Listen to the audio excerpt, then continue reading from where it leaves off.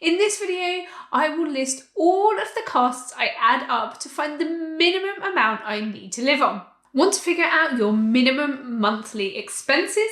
Go through the list, write down your own costs, and use it to make some smart financial choices. It can help figure out how much you should save for an emergency fund. You'll also see where you can cut back and save more money should you need to.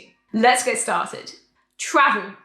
If you can avoid using a vehicle, then great, but the truth is it's not always viable. Sadly, owning a car is expensive and comes with lots of different costs. You need to think about fuel, MOT, tax, and insurance when it comes to the essentials.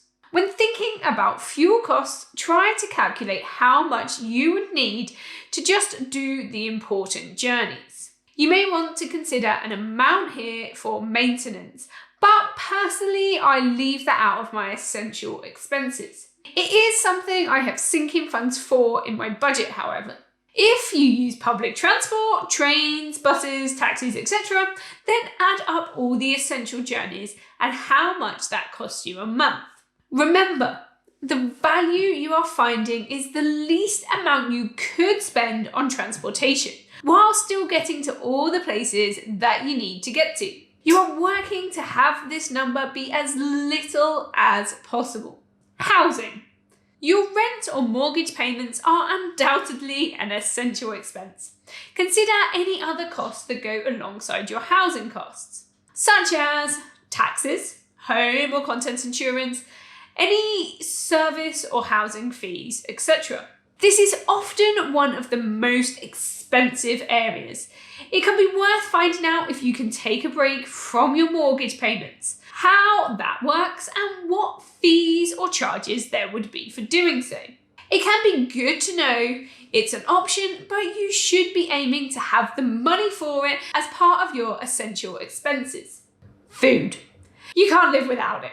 You can, however, go without those treats. So when calculating your essential food spend, forget any takeaways or restaurant trips. You are finding the least amount you could spend on food a month. Don't go looking for your favourite meals.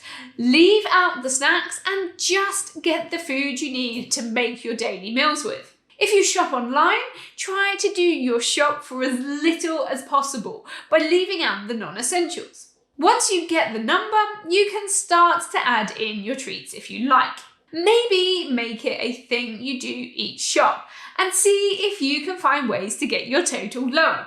Joking about treats aside, you need to make sure that you are being realistic here.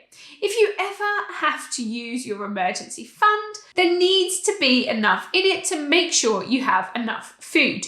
Utilities.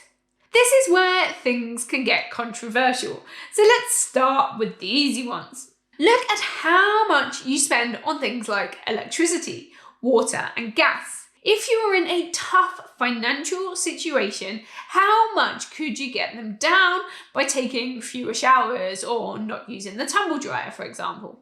That's the amount you want to label as your minimum cost. Would you consider broadband essential?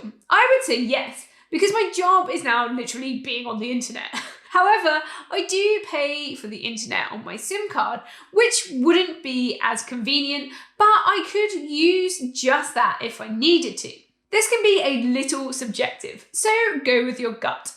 Think about finding that emergency fund number, which is supposed to last you 3 to 6 months. Could you go without for that long? Services. This is where people will have different answers.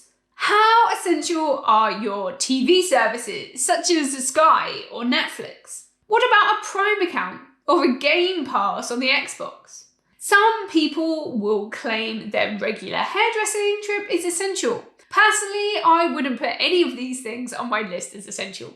They are things I may like, but I can go without if necessary. Remember, anything that you consider essential here and add to your list is going to be multiplied by up to 6 times that amount for how much you need to add to your emergency fund. Extras. There are costs you may experience that not everyone else does. things you consider essential that I haven't mentioned. Now is your time to add them. For me, that would be various costs I have associated with my business. People I need to pay, services I need to have running, such as hosting for my website, etc. Perhaps even my daughter's lunch meals at school. Total. Get the amounts from each section and add them up. Make a note of the figure in each area too, because it will be easier to come back and review later on, which I recommend doing from time to time. Budgeting is key when it comes to managing essential expenses. You can use it to stick to your emergency fund budget in tough times, or be efficient with putting money aside to build up that fund. Smart spending is also important when managing essential expenses. Make sure that you are being mindful of the purchases you are making and do not overspend. Prioritize necessary purchases before making discretionary purchases and consider if the purchase is necessary or a luxury. These strategies can help you manage essential expenses and stay within your budget. Summary. So the expenses to list are travel costs, including some expenses to keep you moving, housing, food without the treats, utilities with or without things like broadband, services if you really need them, but think hard about it before adding them to your list. Then anything essential to you personally.